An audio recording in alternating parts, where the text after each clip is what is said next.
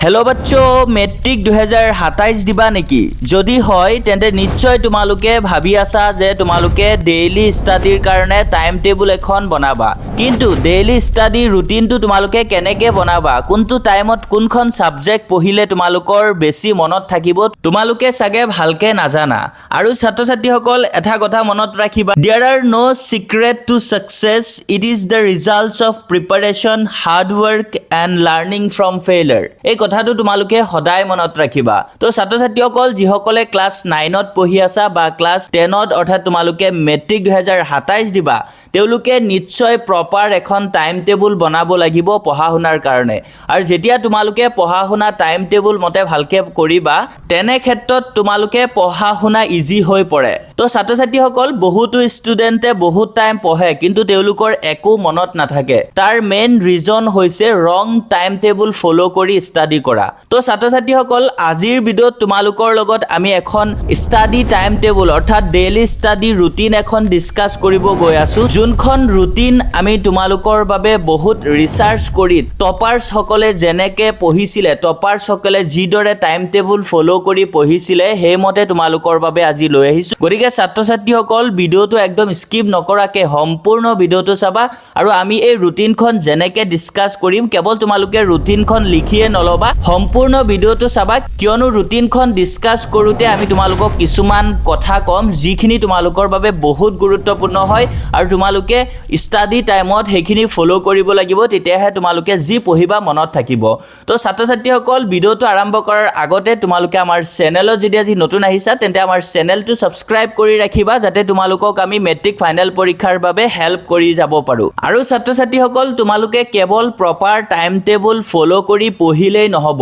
তোমালোকে যদি কেৱল দিনে ৰাতিয়ে পঢ়িয়ে থাকা তেনে ক্ষেত্ৰটো নহব তো বহুতো ষ্টুডেন্ট থাকে বহুত পঢ়ে কিন্তু তেওঁলোকে পৰীক্ষাত গৈ চাই যি পঢ়িছে একো নাহে তো তোমালোকে হেই মতে পঢ়িব লাগিব তোমালোকে বৰ্তমান জানাই নিউ প্যাটাৰ্ন কৰিছে তো নিউ প্যাটাৰ্নৰ ওপৰত বেছ কৰি তোমালোকে পঢ়িব লাগিব আৰু তোমালোকে টপাৰ্স সকলে যেনেকে ষ্টাডি কৰে হেই মতে ষ্টাডি কৰিব লাগিব অৰ্থাৎ তোমালোকে এনেকে পঢ়িব লাগিব টপিকবোৰ যোনটোৰ পৰা তোমালোকৰ ডাইৰেক্ট প্ৰশ্ন আহিবই আৰু তাৰ কাৰণে তোমালোকৰ প্ৰয়োজন হ'ব প্ৰপাৰ গাইডেন্স তো তাৰ কাৰণে তোমালোকে টেনচন কৰিব নালাগে কিয়নো আইএইচ টেক আসামৰ ফেকাল্টি সকলে মেট্ৰিক 2027 ৰ কাৰণে তোমালোকৰ আসামিজ আৰু ইংলিশ দুইটা মিডিয়ামৰ ষ্টুডেন্টৰ কাৰণে থিওৰি আৰু এমসিকিউজ ই-বুক বনাইছে যত নেকি থিওৰি নোটছখিনি মেট্ৰিকত 95 96 97 পোৱা ষ্টুডেন্ট সকলৰ হ্যান্ড ৰিটেন নোটছ ইয়াতে মই তোমালোকক কেইখনমান পেজ ডেমো হিচাপে দেখুৱাই দি আছো তোমালোকে চাব পাৰিছা এনেকা হ্যান্ড ৰিটেনত হ'ব থিওৰি নোটছখিনি আসামিজ আৰু ইংলিশ দুটা মিডিয়ামতে এভেইলেবল আছে আৰু এমসিকিউজ খিনি তোমালোকৰ বাবে আমাৰ অভিজ্ঞ শিক্ষকসকলে বহুত ৰিসাৰ্চ কৰি নিউ প্যাটাৰ্নৰ ওপৰত বেছ কৰি বনাইছে যোনখিনি লৈ তোমালোকে যদি এতিয়াৰে পৰা পঢ়া তেন্তে 100% শিওৰ তোমালোকে মেট্ৰিক 2027ত 90 প্লাস পাবা আৰু আমি যিখিনি দিম হেখিনি ভালকে পঢ়িলে তাৰ পৰাই সব তোমালোকে কমন পাই যাবা তো ছাত্ৰ ছাত্ৰীসকল তোমালোকে যদি আমাৰ এখিনি ল'ব বিচাৰা তেন্তে তোমালোকে আমাৰ আইএইচ টেক আসামৰ অফিচিয়েল হোৱাটছআপ নাম্বাৰ 6302112602 এই নাম্বাৰৰ হোৱাটছআপত তোমালোকে মেছেজ দিবা HSLC 2027 বুলি আৰু তেতিয়া তোমালোকক ডিটেইলছ দি দিব আৰু হেমতে তোমালোকে ল'ব পাৰিবা তো ছাত্ৰ ছাত্ৰীসকল যদি তোমালোকে অল সাবজেক্টৰ থিওৰি আৰু এমসিকিউজ একেলগে লোৱা তেন্তে তোমালোকে মাত্ৰ 599 रुपीस পেমেন্ট কৰিলেই হ'ব আৰু যদি কোনোবাই ভাবা সিঙ্গেল সাবজেক্ট লবা তেন্তে সিঙ্গেল সাবজেক্ট মাত্ৰ 149 रुपीस তো তোমালোকে এতিয়াই যোগাযোগ কৰা যোগাযোগ কৰি তোমালোকে গাইডেন্স খিনি লোৱা এই গাইডেন্স খিনি লৈ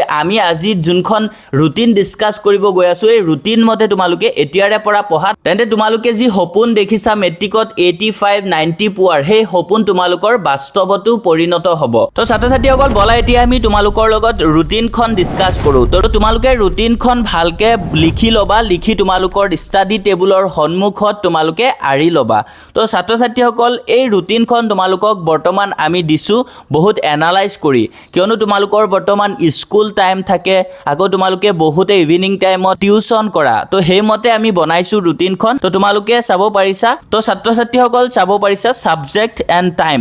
আৰু স্পেচিয়েলি ফৰ HSLC 2027 ষ্টুডেণ্ট সকলৰ কাৰণে এই ৰুটিনখন তো প্ৰথমতে তোমালোকে মৰ্নিঙত হোৱাৰ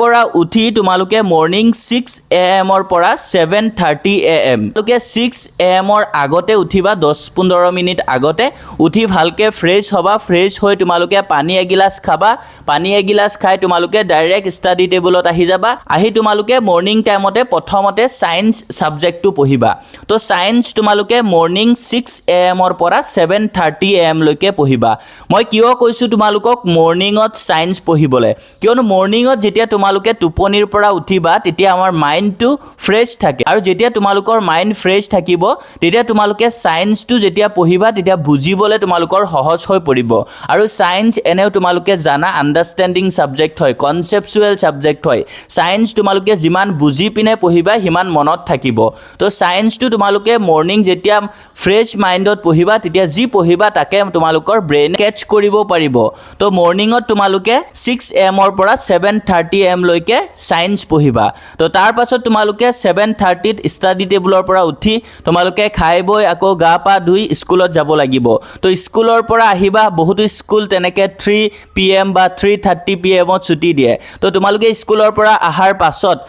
খাই বৈ ৰেষ্ট লৈ বহুতে টিউচন কৰে তো তোমালোকে টিউচনত যাবা আৰু যদি কোনোবাই টিউচন নোলোৱা তেন্তে তোমালোকে ঘৰতে টোপনি যাবা নহলে খেল ধেমালি যদি কৰা অলপ হেতু টাইমত তোমালোকে কৰিব পাৰা তাৰ পিছত ছাত্ৰ ছাত্ৰীসকল তোমালোকে এক্সেক্টলি 6 PM ত ষ্টাডি টেবুল পাই যাবা আৰু 6 PM ৰ পৰা 7 PM লৈকে তোমালোকে ইংলিছ সাবজেক্টটো পঢ়িবা আৰু ছাত্ৰ ছাত্ৰীসকল সেইখিনি টাইমত কিন্তু বাহিৰত অলপ তেনেকে হুলস্থুলীয়া অৱস্থা হৈ পৰে তো নয়েজ থাকে বহুত তো হেতু টাইমত তোমালোকে যেতিয়া ইংলিছটো পঢ়িবা ইমান তেনেকে ডিস্টাৰবেন্স নোপোৱা কিয়নো ইংলিছটো ইমান বুজিব লগা সাবজেক্ট নহয় তোমালোকে মুখস্থ কৰিব লাগে তো সেইখিনি টাইমত তোমালোকে ইজিলি ইংলিছটো পঢ়িলে ভালকে পঢ়িব পাৰিবা তো তাৰ পাছত তোমালোকে 6 PM ৰ পৰা 7 PM লৈকে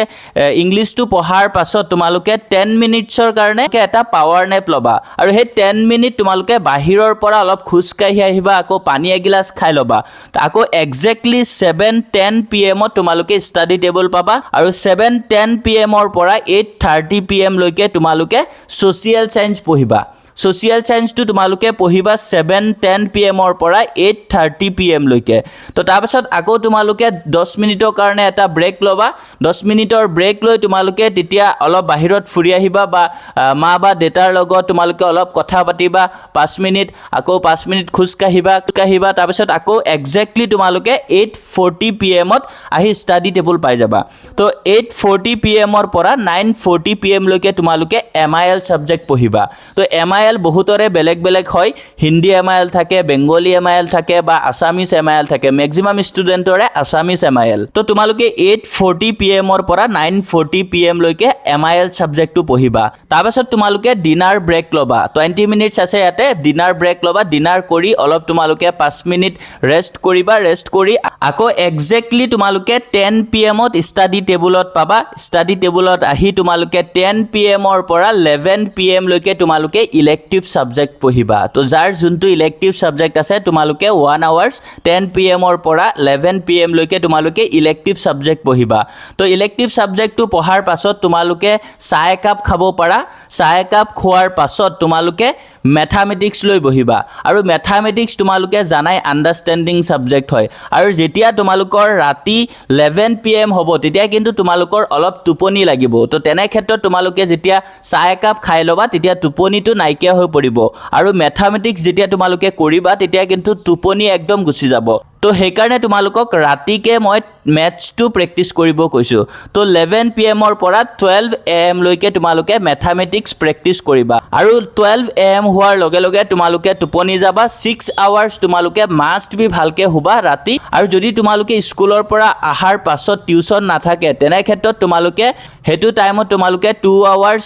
টোপনি যাবা আকৌ হেতু টাইমত তোমালোকে যদি পাৰা 1 আৱাৰ্স ম্যাথছ প্ৰেক্টিছ কৰিবা আৰু ছাত্ৰ ছাত্ৰীসকল তোমালোকে কিন্তু ডেইলি 6 আৱাৰ্স টোপনি একদম এভয়েড নকৰিবা নকৰিবা কিয়নো যদি ভালকে ডেইলি 6 আৱাৰ্ছ টোপনি নোযোৱা তেনে ক্ষেত্ৰত হেল্থ প্ৰব্লেম হ'ব আৰু তেতিয়া কিন্তু তোমালোকে পঢ়া শুনা কৰিব নোৱাৰিবা গতিকে 6 আৱাৰ্ছ ডেইলি তোমালোকে মাষ্ট বি টোপনি যাবা তো ছাত্ৰ ছাত্ৰীসকল এখনে আছিলে তোমালোকৰ ডেইলি ষ্টাডি ৰুটিন আৰু এই ৰুটিন মতে যদি তোমালোকে এতিয়াৰে পৰা পঢ়া মই 100% গ্যাৰান্টি দি কৈছো তোমালোকে 85 to 90% বনাবলে কোনেও তোমালোকক ধৰি ৰাখিব নোৱাৰে আৰু আমি যিখিনি গাইডেন্স দিম সেইখিনি লোৱা বা তোমালোকে যদি বেলেগ কৰবাৰ পৰা ভাল গাইডেন্স পাইছা হেবোৰ ভাল গাইডেন্স যদি তোমালোকে কিনিছা হেবোৰ ফলো কৰিব পাৰা যদি ট্ৰাস্টেবল হয় আৰু নহলে আমাৰ এখিনি লৈ তোমালোকে ফলো কৰিব পাৰা আৰু আমি দিয়া এই ৰুটিনখন আজিয়ে তোমালোকে বনাই ভালকে ষ্টাডি টেবুলৰ সন্মুখত আৰি লোৱা তো ছাত্ৰ ছাত্ৰীসকল আশা কৰো তোমালোকে নিশ্চয় বুজি পাইছা আৰু ভিডিওটো নিশ্চয় তোমালোকৰ বাবে হেল্পফুল হয় গতিকে ভিডিওত লাইক এটা কৰি দিবা আৰু আমাৰ চেনেলত আজি নতুন আহিলে আমাৰ চেনেলটো তোমালোকে সাবস্ক্ৰাইব কৰি ৰাখিবা যাতে এনকা নিচিনা ইনফৰমেটিভ ভিডিওজবোৰ তোমালোকে সদায় পাই থাকা আৰু আমাৰ হোৱাটছআপ চেনেলত যদি জয়েন হোৱা নাই হোৱাটছআপ চেনেলত তোমালোকে এতিয়াই জয়েন হ'বা